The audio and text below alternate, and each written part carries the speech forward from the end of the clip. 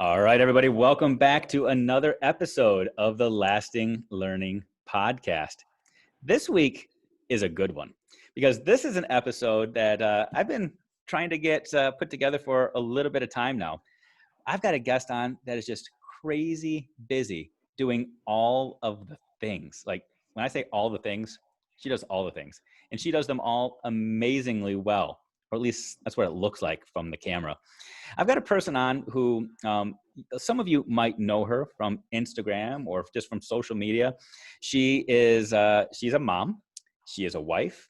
She's an assistant principal. She is a runner. She is Wonder Woman. If you look at her online, you will think that everything is just always perfect and everything is going just as she dreamed it. You might know her as an AP on the run, or you might know her as Hayley Richardson. Either way, Hayley is here today. Hayley, thank you so much for joining us on the Lasting Learning Podcast. Well, thank you for inviting me. No, absolutely. I am seriously excited about having you on.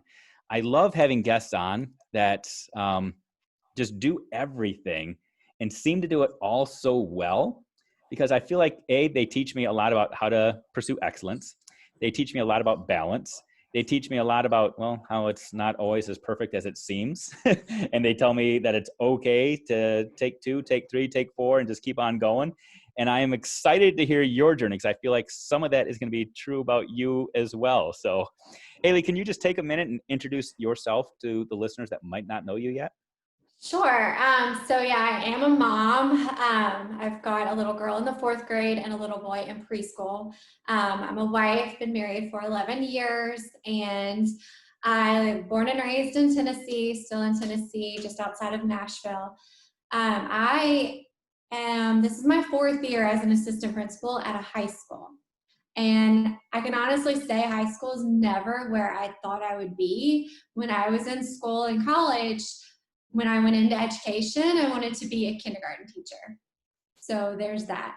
My major was actually kindergarten through 6th grade, and I avoided anything above 3rd grade, like all through my education career and undergrad, until, of course, my first placement teaching was with 6th grade. And I freaked out a little bit because I avoided that grade, and within 2 weeks, I was in love with teaching middle school, and I knew that that's where I wanted to be. And so I ended up teaching 6th grade math for 7 years. And at the end of my 7th year, I was ready for a change, but I just did not know what that was yet. I went back and I was finishing up my master's in administration. So I knew I wanted leadership, but I wasn't ready to jump into it then. And so I wanted to continue in middle school, but I didn't know what I wanted, what direction I wanted to go. And then within a few weeks, one of my former administrators reached out to me from our high school that our middle school fed into, asking me if I wanted to start the math intervention program there, because RTI was just started. It had been in elementary and middle schools, but it was just getting started in the high school. And so I was going to be the first full-time math interventionist in the district. So I was going to get to kind of map out that curriculum, what I wanted it to be. And so I knew I wanted to change, and it wasn't necessarily from the kids. And I was excited because I was going to be working with those kids that I had already been with. Like I said, it was a feeder school from our middle school. So that next year I took that position. And again, I went to school to be a kindergarten teacher. All of a sudden I'm in 6th grade math for 7 years and then going to a high school. And I was able to do that because as an interventionist, you're not teaching a high school curriculum. And so what I had done was actually a positive thing for working with those students, those freshmen who were testing below grade level in a specific area like math, because I was used to reaching on the level they may have been at. And so my job was to fill in those gaps and to kind of map out how that looks. And so I got to basically form that curriculum of what math intervention in a high school setting could possibly look like. And so I did that for 2 years, loved it, and I would still be doing that But an opportunity opened up for me, and our high school principal at that time told me that an assistant principal position was opening up if I was interested. And so going from somebody who never thought that they would be in middle school to working in a high school to loving it, getting to watch my kids go from sixth graders all the way up to their senior year was by far my favorite thing, still is my favorite thing. And then stepping into that new leadership role as an assistant principal. And this is my 4th year in that position. So My career background. that's awesome. Quite the background. And I'm just sitting here taking notes because there's so many little nuggets of truth that I want to pull out of this and have you expound on, if that's okay. And I'm going to start with, you said that after, I think it was 7 years, you realized you were ready for a change, which I think is interesting. I'm wondering if sometimes they say when people are looking for a transition, they're either running away from something or they're running to something. You strike me as somebody that is always running to something. What was that change that you were looking for? You said you were going through your master's already and knew you wanted to be a leader. What was it about leadership that drew you in? I think I had done the leadership positions that I could do in the school I was in. And I loved what I was teaching. I loved who I was with, and I loved the kids. I don't know if I needed a change of scenery or I just needed to reach out and branch out a little bit into something I wasn't comfortable doing. And that opportunity came, and I was looking at other middle schools. The thought of going to a high school never crossed my mind because I was certified K-6. So I was already at the top of what I thought I could do. And so I remember getting the phone call because the administration at the high school was the administration at the middle school who hired me straight out of college. Okay. So they saw me at my worst already and still wanted me, which was awesome. But she reached out to me and told me kind of what it would be. And that night, I went back and forth with it for a few hours, but that night I went for a run, which is when I make most of my good decisions. And I just kind of knew. I was like, okay, let's jump. I'm wondering what you're doing when you make most of your bad decisions. Maybe we don't want to know. Different podcast. Right. Oh, that's amazing. As you're telling your story, I'm relating to so many pieces of it. So I am in my 21st year of education. And like you, I was certified the younger years. I actually, when I went to school and started pursuing education, thought I would teach 4th or 5th grade, landed in middle school and fell in love. Quickly realized that middle school is really no different than early elementary. 6th graders are really no different than the kindergartens. There's just as much snot and bodily fluids everywhere, and you're cleaning up after them constantly. There's still a smell. I mean, it's the same.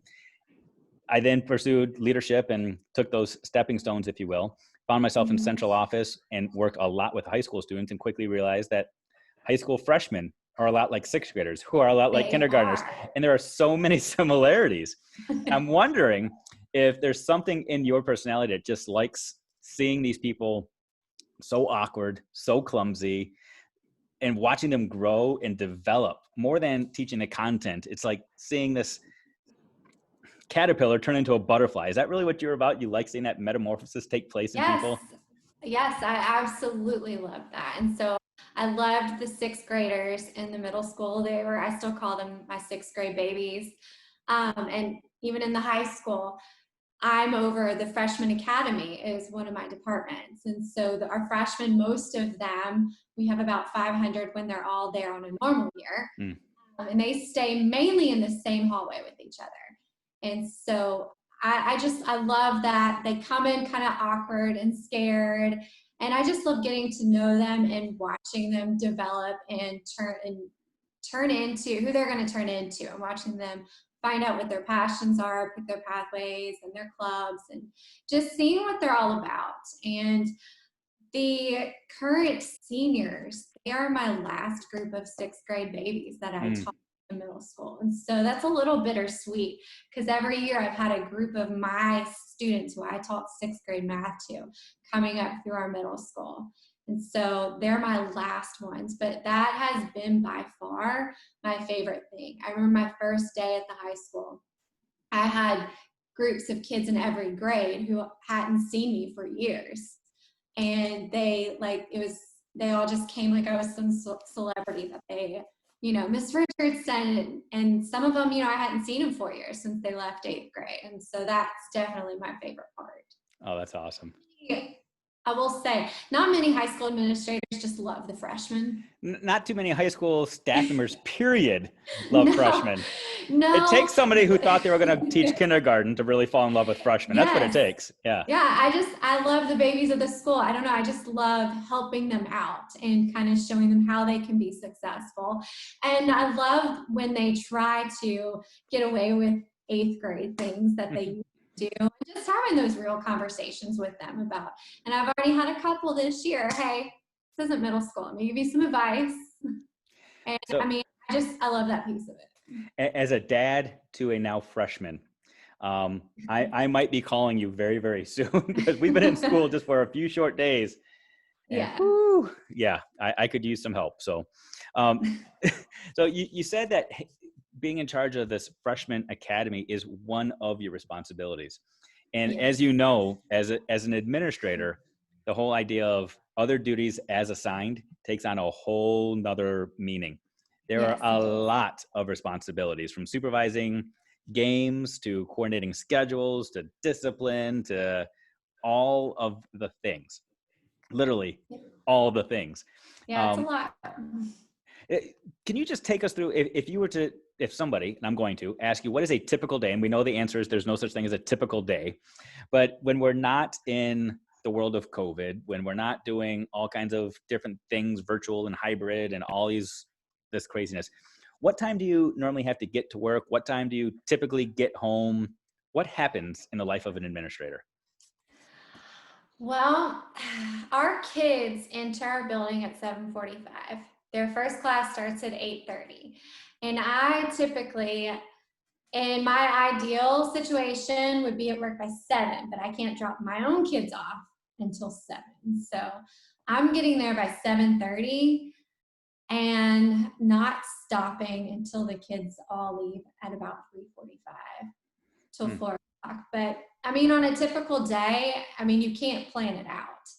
And because it doesn't work that way. So I have the things that I have to get done that day, and I try to get to those as soon as possible, because you never know what's going to come up with the discipline, or this year anything can happen. Right. But so on a typical day, we have areas in our building that we pop into, just classrooms, just to see what they're teaching.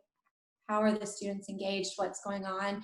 And I like to use that time for just like quick feedback to the teachers that I pop into. So in one area, I might pop into 20 to 25 classrooms that day. And we're not staying for 15, 20 minutes. I'm staying in them for about 3 or 4 minutes each, just to kind of get an idea of what's going on that day. And I'll try to give feedback to at least 3 or 4 of those that day of anything that I see positive. And then it also helps because when you see a teacher maybe who needs help in a certain area, you know who to send them to. Hey, go watch this person. And so I love part of it. I love seeing the kids interacting with the students and just new ways that they're engaging the kids that, I never did as a teacher either. And so I love watching that and learning new strategies from just our teachers we have in our building. And so that's a priority of getting that done every day. That's usually number 1 on our list, to make sure that we're hitting those classrooms and seeing what's going on in our building. So I'm going to cut you off real quick because I know there's a lot of other things you want to talk about, but I want to sit on this for, no, you're good. It's rude of me as the host to cut you off, but I want to, because I want to make sure our listeners picked up on a couple of things that you keep saying. You keep saying we and our. This is something that we do, and it is our priority. I absolutely love that a leader is using we and our. I know that there are other leaders and other people that are along with you. You're not trying to just do this by yourself. And it's also a priority for your school for these things to happen. I love that. I've spoken to a lot of school leaders who have said to me They wish they could get into classrooms more, but they can't because of all the other things that have to get done. What I just heard you say is I start my day with the stuff that has to get done. And a priority for me is to walk into classrooms every single day. You've taken that and completely flipped it on its head and said, oh, this is important to me. And it's because it is the centerpiece of all that I do.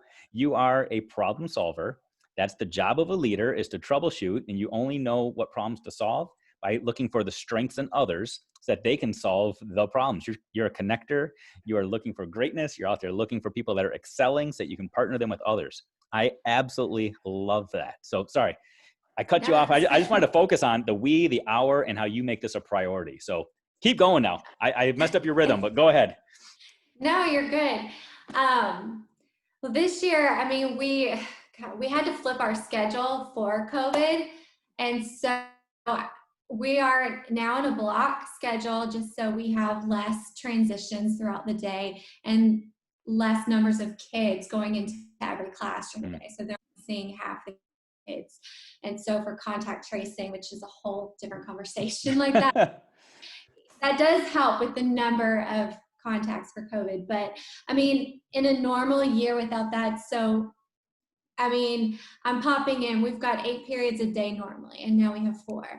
But one of the blocks this year is we've had to devote to lunch. And that's another priority of the administration in our school is we have a certain lunch period that we are there. And so we have teachers who are monitoring, who are not teaching that period at all. And so they're not monitoring the whole time. We try to split it up as best as we can, but we try to use that time to engage with the kids. And so I'm not just walking around just monitoring, making sure they're seated, which I am, but I'm also talking to them. And we always prioritize that. We tell our teachers, when you are in there, it's an opportunity to not talk about your curriculum, to get to know the kid. And so I try to use that time to get to know them, especially the freshmen who don't know me at all. I get to know them as best as I can when they're wearing their football uniforms. So I made a roster the other day. We had a freshman game. And so just getting to making sure that I'm there for them too. So I've got their rosters on, their numbers on my phone, and I was getting their names, just getting to know them. And they knew I was going to be at the game that day. That's and awesome. So it's a big difference in developing relationships. And we only have half our kids, not even half of our kids in our building right now. And so I want to make sure that they want to be there, even though this year is strange. And in some ways it's not as fun. Some ways it's better, but I want them to want to be there. And I feel like that's a big part of it, is that downtime where it's not curriculum, we're actually engaged with them. That's good. And I'll say, you strike me as somebody that wants to be there as well. You know, you said you would love to be able to get to your school earlier in the morning, but you have to go drop off your kids a little bit later. That's a crazy thing for a lot of people to hear, that you wish you could get there before 7 a.m. And, you know, for the people that don't follow you on social media, they're going to start following you. You post things online that show just how much fun you're having in school. Lately, you're becoming like this TikTok diva. You're just out there killing it with your students and the whole 9 yards. Where do you find the time to do that, to pull out the phone and do the TikTok dance and to learn the dances? Because you're breaking it down. Well, I mean, if I have a student who comes up and wants me to do a TikTok with them, I tell them find one, and then they'll show me which one they want to do. And if they know it has to be appropriate, because I can't do it or post it if not. But so I mean, at night I'll just try. I'll practice every time. But there is one we've started a few weeks ago, our TikTok Fridays. He's actually a former student. He was one of my 6th graders. He's now in college, but he comes back and helps work our front office. And so he's the one that kind of started that. And since then, other kids have been like, I saw you on my For You page. I'm like, all right. So but if you don't know what a For You page is, you need TikTok. It's fun. That's awesome. So it's just a fun stress relief, I guess. You said you practice these things at night. So you're going home after a full day of work and like, you know what? It's going to get real at school on Friday. I got to practice my TikTok. That's pretty sweet. And I mean, I practice it for like 10 or 20 minutes. It's not like a big deal, because when we do it, it's kind of funny if you're not perfect at it. Right. And then practice a few times together, and it's just fun. That's awesome. So you got the AP job that occupies a big chunk of your day. You've Yeah. got mom responsibilities that occupy a big chunk of your day. You've got wife responsibilities that occupy a big chunk of your day. And then at night, you're practicing TikTok dances. And then you're waking up before the sun comes up to go for these crazy runs, Yeah. and like just killing it. Why are you doing all of these things? Let's rewind. Why do you run every single morning before the sun comes up? Let's just start with that. It kind of goes back to our previous conversation. If it's important to you, you prioritize it Mm, and you fit it in somehow. And when my kids are sleeping, that's the best time for me to fit it in to where it doesn't mess up the rest of our day. Because I've yeah. done it where I've waited till I got home at night, but then it's like another cloud hanging over me of something else I haven't done yet that I know will make me feel better. And that's what it does for me in the morning. So I like being able to check that off. I start my day off right. It doesn't affect my family's lives because I've trained for marathons before. Mhm. And when you get into it, into week 15, 16, where you are running all the time, it does kind of affect your family schedule a little bit of how to work that in. And so I found it's just better for my family, better for me if I set my alarm at 3:45 a.m. and roll out of bed slowly. Like, I mean, I sit there and I have to give myself a pep talk for about 10 minutes. It's not perfect, but just, yeah, getting it in. And you get used to running in the dark. And I know you can't do that everywhere, but in my neighborhood, I've never felt kind So of. why is running so important to you? I mean, people just heard you say 3:45 a.m. like it was nothing. But you said you do it because it's important to you. And other people are saying, no, sleeping in is important to me. Why is running so important to you? To me, it can be a selfish reason. Sometimes it's Mm-hmm. me time. It's my alone time. And I just, like I said, it's therapeutic for me. And I said earlier, I make good decisions. When I'm running, that's what I'm thinking about, kind of more important things, deeper thoughts about how my day is going to go. I feel more clear headed when I run. I don't know, it just gets like the stress out of me. It's a stress reliever. And I've been doing it. I remember training for my first half marathon probably about 10 years ago, and get hooked after you do something a while. And I Yeah. feel weird if I don't do it for a few days, which the first week of school I didn't run at all for a week, and I can't say I was a great person by day 4 or 5. And so it's really for everyone. No, I hear you. I have some of the best conversations all day long when I'm out on a run by myself, because I am just talking to Mhm. myself the entire time. And that's what it is. It's just you get in your head and you start thinking things through. The reason I run is very similar to yours. I've got 4 kids and I go for long runs because I know that they won't. And it gives me time to just go do my thing. Yeah. And I'm going to be very honest with you. You said that your runs are sometimes selfish for you, but when you take those pictures in the morning of your Garmin and you show that you went for a run, or that it was still dark out when you got done, or whatever the case, there have been Yeah. days where those are the days that I hit snooze and didn't wake up, and I look at it, I'm like, dang it, you're like Jiminy Cricket on my shoulder. Like, you should have gone for that run, Dave, because Hayley went out and did it. And I'm thinking, wow, she's out there working this crazy schedule and she's making this a priority. And I took an extra hour of, granted, much needed beauty sleep, because God knows I need all the help I can get. But you're out there doing it and setting an example and inspiring other people to get out and do it because it's that important. Yet another thing that I think that you are doing amazingly well, another example that you're setting, is your time as a parent. There are so many amazing pictures and images of you with your kids just smiling. It seems like you give your kids amazing one-on-one time, or as much mom time as you can possibly fit in. Talk to me about how that works for you when you're doing all the things. How do you find time for your kids? That part is tough. Um, like yesterday, my original plan was to go to our freshman football game. Hmm. It's an away game. And I was going to have to go get my kids first and drag them out there with me. And so that was my plan for like several days. And so, but yesterday as the day went on, like just knowing I would have been in the car for an hour and a half before the game started. And when I talked to my daughter the day before about the plan, I just could tell that she just was not feeling it.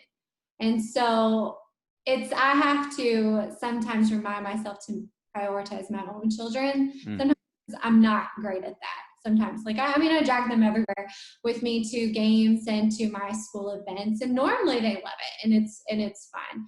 But I've gotten better at recognizing sometimes I just need to come home and be with them, and that's what I did yesterday. And it's not always, and I'm not always great about that. And so I catch myself being like, I have no idea what my daughter's done in school the past week. And so I know I sign her a little agenda every day, and I trust her, and she tells me what she's doing. But I mean, I have to remind myself to prioritize them a little bit more than I do. And so yesterday I did that, and I was glad I did, because I actually just sat on the couch and watched a movie with my little boy yesterday. And so I don't know. I had to make that decision, like consciously, like remind myself to do that. So I'm not perfect at that by any means. Well, I can tell you that, again, something else that you are not alone in. There are a lot of people hearing this right now that are feeling the same way. I just had a conversation with a group of leaders earlier this week, and we had the same conversation about balance. And one of the people we were talking to said, I think sometimes we talk about balance and we misuse it as though everything deserves equal amounts of time, or that weekends are only supposed to be for your family and Monday through Friday are only supposed to be for work.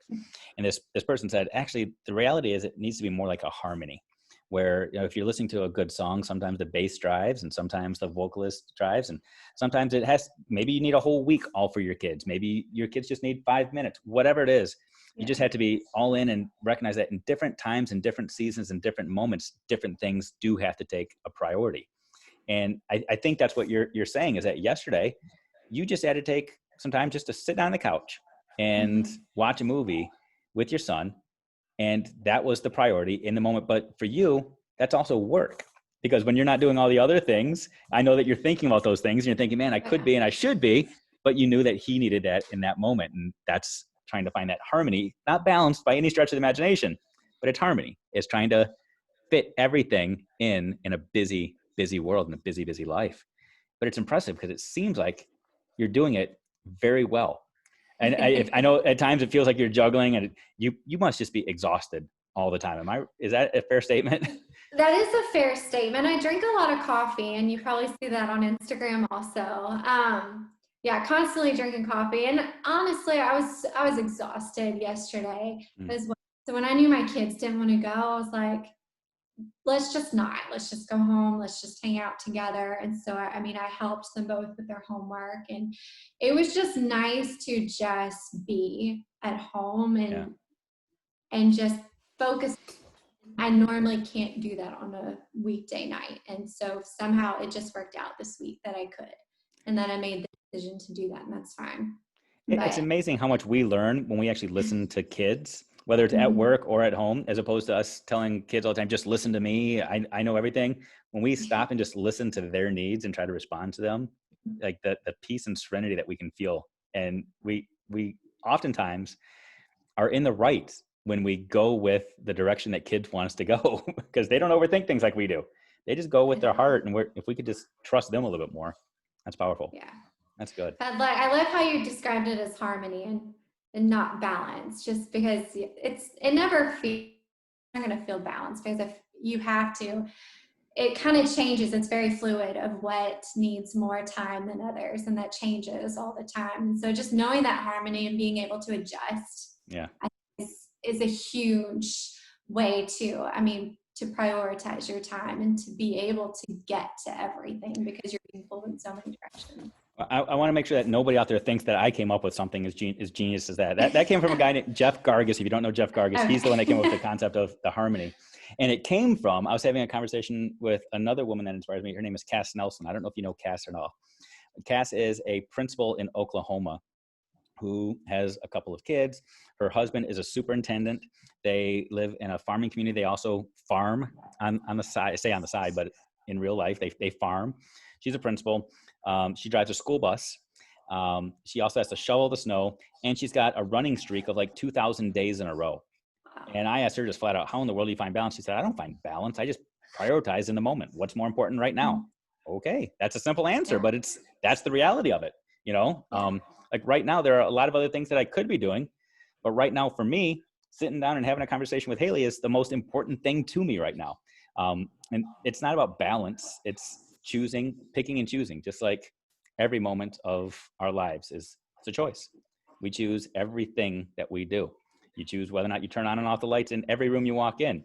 You choose what time you go to bed. You choose whether or not you're going to wake up at 3:45 in the morning. You make the choices that determine your destiny. And you make the choices that are going to determine whether or not you're happy, sad, guilty, or not. So that's the moral of the story from my end.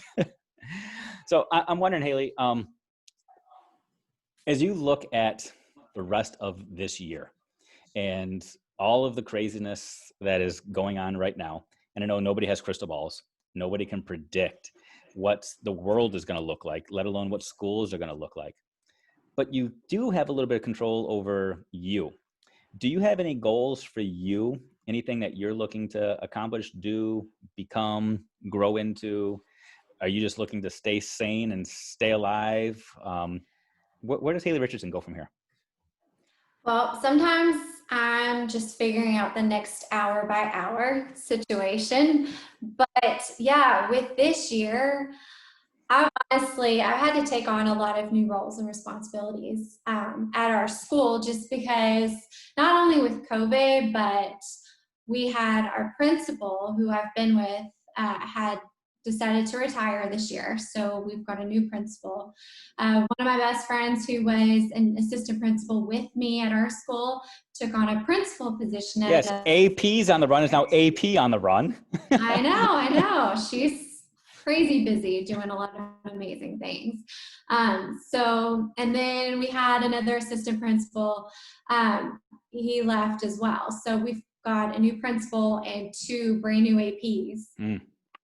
4 APs. And so there are 2 out of 5 of us that have been there. And so it's been challenging and it has been so time consuming, but I have learned so much in the past month and a half of this transition and taking on new responsibilities that I'm loving where this is going. I feel like I'm just being I'm growing because yes, it's my 4th year in the school, but everything is so different and I'm taking on new roles and I'm learning different ways of doing things. And I loved my previous principal and I learned a lot of things from him, but I'm learning a new style of leadership as well. And I feel like it's always great to continue to learn different types of people.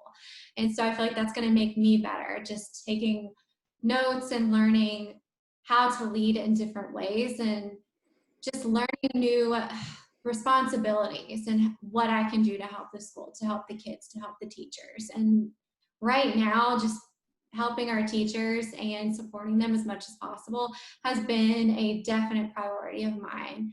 Especially, I took over the master schedule this year for high school. Do anything about that, it's crazy. Of all years too. Of all years, going from an 8-period day to a block and having to change that and balance everything and just kind of learn it. It has been so eye-opening. And I don't know, I feel like just doing that this year is just going to continue to make me better in the years to come. That's awesome. That was a good answer. That was almost like this was an interview and you were applying for a job. I want you to go back and I want you to listen to that again if and when that time comes in the future and just repeat that, because if somebody doesn't hire you with that answer, they are off their rocker. That was amazing. That was awesome. Thanks. So Hayley, you've covered a lot of ground here. We've talked balance, we've talked priorities, we've talked about focusing on what's important. We've talked about motherhood. We've talked about your career journey. I mean, like there's a lot of things in this. And I can only imagine people that are listening to this, no matter their walk of life right now, where they are in their journey or what it is that they do for a living, have picked up some nuggets in this that they're going to be able to take with them and become a better person as a result of some of your truths and some of your wisdom. If you had to say, this is the thing, and I typically call this the mic drop moment, this is the thing that you want people to remember about this conversation or about you as a person, It's the thing that sometimes people listening to this when they're driving to work, they might pull over in the parking lot and say, I'm going to zero in right now, or they're falling asleep and they're going to be dreaming about this all night long. What's the thing that you want people to take away from your journey, your life, your story?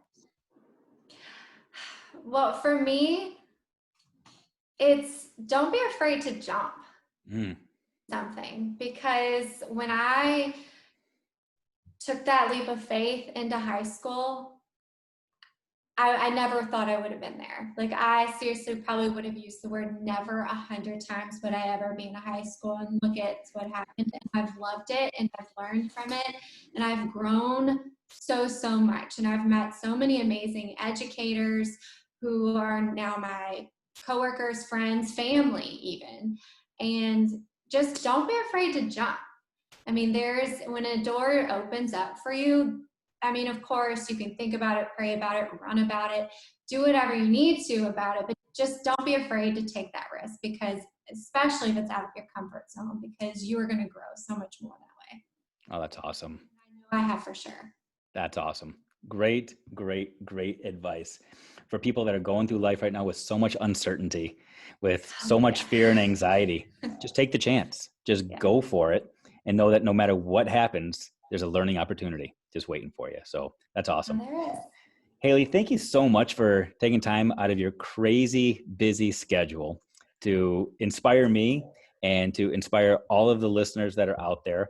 For those people that want to get connected with you now, some people will actually go down and they'll read the show notes, but the rest of us, we just listen and watch, and we want you to tell us where to find you. Where can people find you on social media, or if they want to connect with you? I'm on Instagram. It's APONTHERUN. Or I don't even know my personal. I think it's It is. I don't know. So that's for Instagram. On Twitter, it's mostly my work stuff is what I use Twitter for, is Richardson HDR. And for all my TikTok people, if you're not on TikTok, you're missing out on the fun. It's Hey Marie 21. That's awesome. That's awesome. People, go follow her. You will be inspired. If nothing else, you will feel guilty when you roll out of bed at 6 o'clock in the morning and realize that Hayley's already gone out and run 3, 4, 5 miles in the pitch black while you were sleeping in. So again, Hayley, thank you so much for being here, for doing this. And listeners everywhere, follow this woman. She will make you better.